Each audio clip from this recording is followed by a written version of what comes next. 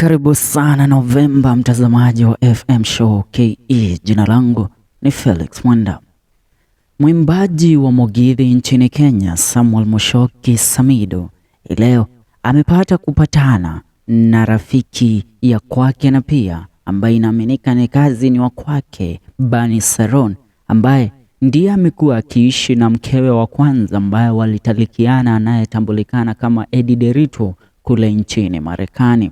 Jambo hili limewaacha Wakenya wakipata kuongea kupitia kurasa tofauti za mitandao ya kijamii baada ya ujio wa Bernice Saroni nchini Kenya na kuweza kujumuika pamoja na Samidoh, ambapo watu wengi wamekuwa wakisema kwamba Saroni Bernice ndiye chanzo kikubwa cha utengano baina ya Samidoh na Derito.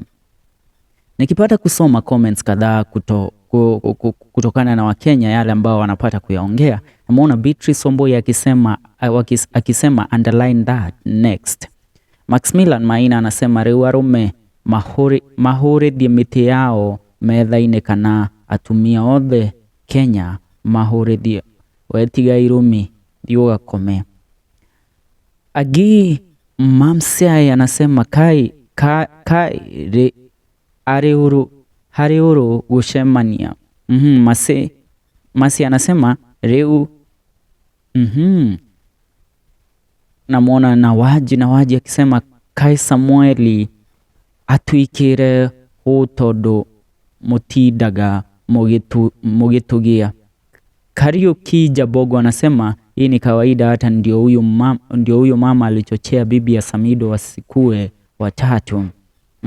Koi Kenudi anasema mimi naonanga hivi nakumbuka Chantel na Becky.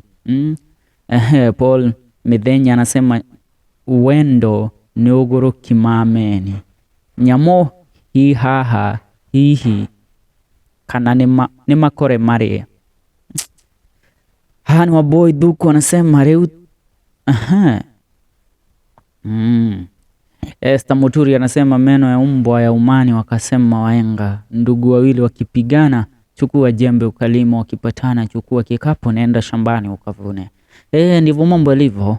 Wawili hao wameshapatana. Wengi walikuwa wanatarajia kwamba kuna utengano na kuna vita baina ya wote wawili, lakini hili linadhibitisha kwamba Bernice Saroni na Samidoh wapo in good terms, hata ingawa alihamia kule Marekani na amekuwa akikaa na Bernice pamoja na wanawe.